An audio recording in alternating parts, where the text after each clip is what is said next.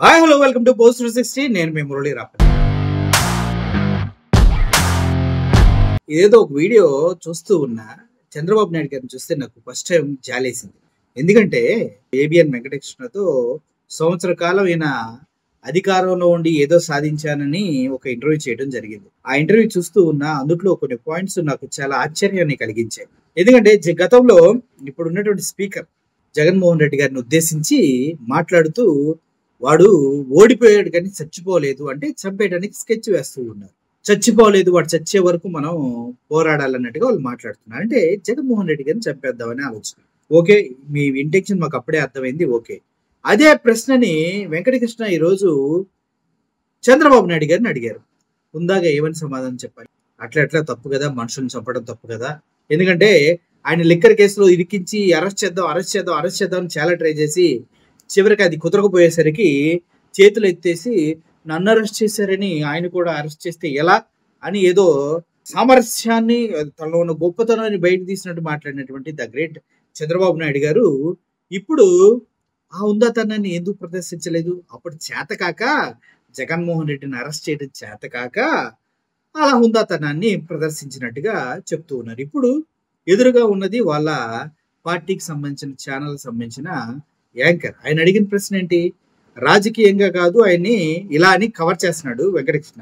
దీని ఇంట్రొడక్షన్ చూసినట్లయితే చాలా ఆశ్చర్యంగా ఉంటది. వెంకటకృష్ణ ఈ ప్రోగ్రామ్ సంబంధించిన ఇంట్రొడక్షన్ అదేదో ప్రపంచాన్ని ఉద్ధరించే వ్యక్తితో ఇంటర్వ్యూ చేస్తున్నట్టు, జగన్మోహన్ రెడ్డి గారు సర్వనాశనం చేసిన వ్యక్తిలాగా ఈ వెంకటకృష్ణ లీడ్ తీసుకోవడం జరిగింది. మర్చిపోయే వెంకటకృష్ణ, అధికారంలోకి వచ్చిన అతి కొద్ది రోజుల్లోనే ఇన్ని పథకాలు ఇచ్చినటువంటి ముఖ్యమంత్రి కేవలం జగన్మోహన్ రెడ్డి. ఎవడో ముఖ్యమంత్రి అయినప్పుడు ఏదో ఫస్ట్ సంతకం చేసినవో అవి ఇస్తారు కానీ అన్ని పథకాలని వచ్చిన 6 నెలల్లోనే అమలు చేసిన ఏకైక పార్టీ వైఎస్ఆర్సీపీ పార్టీ అని నేనోడుతో నువ్వు అన్నది మర్చిపోయావా? సిగ్గు లేదా? అప్పుడు అలా మాట్లాడి ఇప్పుడు ఇలా మాట్లాడటానికి. అయినా నీకు సిగ్గుంటే ఇప్పుడు ఇలా ఎందుకు మాట్లాడుతున్నా? సో అయితే ఆయన అడిగే క్వశ్చన్కి చంద్రబాబు నాయుడు గారు చెప్పిన ఆన్సర్ వింటే నాకు భలే ఆశ్చర్యం వేసింది. భూస్థాపితం చేశారంట జగన్మోహన్ రెడ్డిని. ఎప్పుడు, ఎక్కడ? మాకేం కనిపించలేదే. ఊవిత్తును ఎగసే కెరటంలా ప్రజల గుండెల్లోకి చొచ్చుకుపోతూ రహదారులు జనసముద్రాలుగా తయారవుతూ ఉంటే తట్టుకోలేని కూటమి ప్రభుత్వం కుళ్ళుతో రాళ్ళు చెప్పులు వేయిస్తున్న తరుణంలో భూస్థాపితం చేయబోతున్నాను అని చెప్తూ ఉన్న చంద్రబాబు నాయుడు గారు హాస్యాస్పద వ్యాఖ్యల్ని ఒకసారి మీరు కూడా వింటే బాగుంటుందని నేను అనుకుంటున్నాను. ఒకసారి వినండి. జగన్మోహన్ రెడ్డి అనేవాడు ఓడిపోయాడు కానీ చచ్చిపోలేదు అని. అంటే ఆ రాజకీయంగా ఆ భూతాన్ని భూస్థాపితం చేశానంటాను. చేశారా, చేస్తారా? చేస్తున్నాను అని చెప్పాను, చేస్తానని చెప్పాను. ఈ 5 ఏళ్లలోనే భూస్థాపితం చేయకపోతే మళ్ళీ బుసలు కొడితే రాష్ట్రం అంతా నాశనం అయిపోతుంది. జగన్మోహన్ రెడ్డి అనేవాడు ఓడిపోయాడు కానీ చచ్చిపోలేదు అని. అంటే ఆ రాజకీయంగా ఆ భూతాన్ని భూస్థాపితం చేశానంటాను. చేశారా, చేస్తారా? చేస్తున్నాను అని చెప్పాను, చేస్తానని చెప్పాను. ఈ 5 ఏళ్లలోనే భూస్థాపితం చేయకపోతే మళ్ళీ బుసలు కొడితే రాష్ట్రం అంతా నాశనం అయిపోతుంది. భూస్థాపితం చేయకపోతే బుసలు కొడితే రాష్ట్రం అంతా మళ్ళీ దరిద్రానికి వెళ్తుందంటే ఏంటి సార్ ఇది? రాష్ట్రం దరిద్రానికి వెళ్ళిందా? ఎలా వెళ్ళింది? మీ పత్రికలు, మీ మీడియా ఛానల్ చేయబట్టే కదా రాష్ట్రం దరిద్రంలోకి వెళ్ళిందని భ్రమణ కలిగించారు. రాష్ట్రాన్ని అమ్మేస్తున్నాడు అన్నారు. ఎక్కడ అమ్మేశాడు? 14 లక్షల కోట్లు అన్నారు అప్పు. చివరికి 5,70,000 కోట్ల అప్పు ఉంది.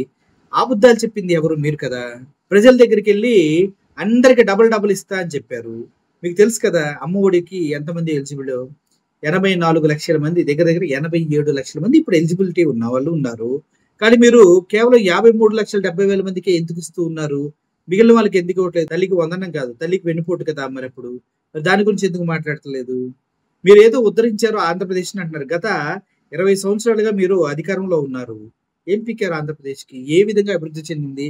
20 సంవత్సరాల్లో ఆంధ్రప్రదేశ్ ఆర్థిక ఇబ్బందుల నుంచి బయటపడలేకపోయింది. కానీ ఈ 5 సంవత్సరాల్లో మీరు ఏదో చేస్తారని ప్రజల్ని మాయ చేస్తూ ఉన్నారు. దానికి జగన్మోహన్ రెడ్డిని గారిని టచ్ చేయగలుగుతారా? ఇంగ్లీష్ మీడియం గురించి మీరు ఏం మాట్లాడారో మీరు మర్చిపోయారా? బ్రిటిష్ వాడు వెళ్తూ మన కోహినూర్ డైమండ్ తో సహా అన్ని తీసుకుని వెళ్ళి ఇక్కడ ఇంగ్లీష్ను వదిలేశాడు, అది మంచి లాంగ్వేజ్ కాదని చెప్పింది మీరేనా? ఆ తర్వాత మళ్ళీ ఇంగ్లీష్ అనేది నేర్పిస్తా అన్నాడు. ఇంగ్లీష్ నేర్పిస్తే మన పిల్లలు ఏమవుతారు? మొద్దబ్బాయిలు అవుతారని ప్రజలకు హితవు పలికింది మీరు కదా.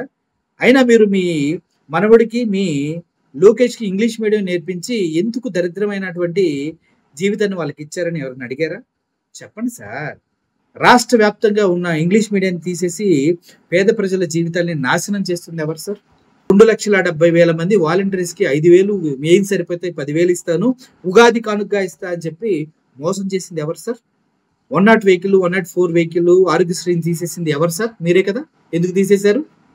చేత కదా మీకు పరిపాలించడం.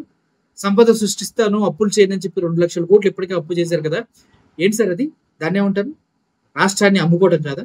మొత్తానికి మీరు జగన్మోహన్ రెడ్డి గారిని భూస్థాపితం చేయాలంటే మీరు ఇంకో 10 జన్మలు ఎత్తాలి చంద్రబాబు నాయుడు గారు అంటూ వైఎస్ఆర్సీపీ నాయకులు అంటూ ఉన్నారు.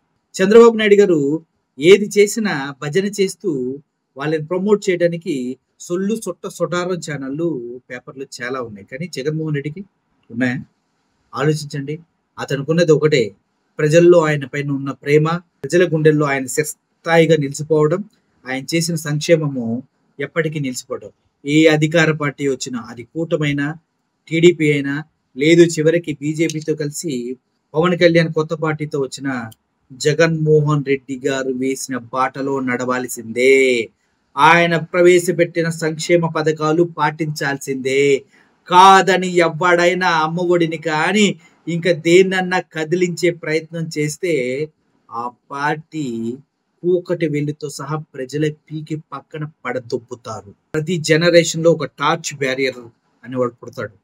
అటువంటి వాడి జగన్మోహన్ రెడ్డి. 45 ఏళ్ల వయసులో ముఖ్యమంత్రిగా ఎదిగి ప్రపంచానికి సంక్షేమము, కొత్త విధానాల్ని ప్రవేశపెట్టిన ఏకైక వ్యక్తి జగన్మోహన్ రెడ్డి. ప్రపంచానికి సంక్షేమం అంటే ఎలా ఉంటది, ప్రజల వద్దకు డైరెక్ట్ గా డబ్బులు వేయటం అంటే ఎలా ఉంటది, వాళ్ళింటికే పరిపాలన తీసుకెళ్ళటం అంటే ఇలా ఉంటది.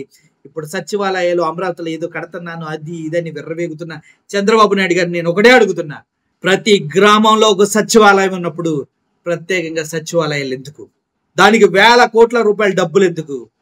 ప్రజల వద్దకే పాలన సచివాలయాల రూపంలో, వాలంటరీ వ్యవస్థ రూపంలో ప్రతి డాక్యుమెంట్ వాళ్ళ కాళ్ళ దగ్గరికి వెళ్ళి పడుతూ ఉంటే ఇక సచివాలయాలు, రాజధానులు ఎందుకు? ప్రతి గ్రామంలో ఒక రాజధాని సృష్టించిన వ్యక్తి జగన్మోహన్ రెడ్డి. ఆయన దాటుకొని వెళ్ళాలంటే 100 జన్మలెత్తాల కూటమిలో ఉన్న నాయకులంతా. అది జరగదు, ఎప్పటికీ జరగదు. ఇప్పటి వరకు ఆంధ్రప్రదేశ్ చరిత్రలో 3 దక్కాయి. ఎన్టీ రామారావు గారికి, వైఎస్ రాజశేఖర రెడ్డి గారికి, జగన్మోహన్ రెడ్డి గారికి. ఇవే వాళ్ళు ప్రవేశపెట్టినటువంటి అత్యుత్తమ పథకాలు. వాటిని దాటి ఎవ్వడ కూడా రాజకీయం చెయ్యలేడు. వాళ్ళ గీచిన గీతలోనే, వాళ్ళ ప్రవేశపెట్టిన పథకాల చుట్టే మీ జీవితాలు అరిగిపోయేలాగా తిరగాలి అధికారంలోకి వచ్చినప్పటికి కూడా అన్న విషయాన్ని మీకు సవినయంగా గుర్తు చేస్తూ ఉన్నాను సార్. చంద్రబాబు నాయుడు గారి పేరు చెప్తే గుర్తుకొచ్చే ఒక పథకం ఉందా? లేనే లేదే. That is visionary Chandrababu Naidu గారు. జగన్మోహన్ రెడ్డి గారి పేరు చెప్తే వాలంటరీ వ్యవస్థ, అమ్మఒడి, నాడు నేడు స్కూల్స్, ఎన్ని పథకాలు. That is Jaganmohan Reddy. ఆయన్ని భూస్థాపితం చేయాలంటే ఆయన పేరును భూస్థాపితం చేయాలి. అది మేము వల్ల అవుతుందా? కాదు. సో కాబట్టి దయచేసి ఇటువంటి మాటలు మాట్లాడకుండా ఉండాలని టీడీపీ ముఖ్యమంత్రి ఏంటి మళ్ళీ అని అందరు నన్ను అడగండి. ఎందుకంటే వైఎస్ఆర్సీపీ పార్టీకి ఉద్దేశపూర్వకంగానో తెలియకుండానో ఎవడో కూడా ఎటువంటి పని చెయ్యకూడదని సెలవిచ్చినటువంటి చంద్రబాబు నాయుడు గారు వైఎస్ఆర్సీపీ 40% ఓటు బ్యాంకు ప్రజల్ని పక్కన పెట్టేశారు. కాబట్టి కేవలం కూటమి టీడీపీకి సంబంధించిన వారికి పనులు చేస్తారు కాబట్టి వాళ్ళకు మాత్రమే ముఖ్యమంత్రిగా ఆంధ్రప్రదేశ్లో పరిగణించబడుతున్నారు. కాబట్టి నేను టీడీపీ ముఖ్యమంత్రి అని చెప్తూ ఉన్నారు. రాజ్యాంగం పైన ప్రమాణం చేసి కూడా అందరినీ రాగద్వేషాలకు అతీతంగా అందరిని సమానంగా చూస్తానని ప్రమాణం చేసి కూడా ఇటువంటి వ్యాఖ్యలు చేసిన వ్యక్తిని కేవలం టీడీపీ ముఖ్యమంత్రిగా అభివర్ణించడంలో తప్పు లేదనేది అందరూ చెప్తున్నారు. నేను కూడా చేస్తున్నాను. Thank you for watching this video. ఈ వీడియో పైన మీ ఒపీనియన్ ని కామెంట్ రూపంలో తెలియజేయండి. Murali signing off. Thank you so much.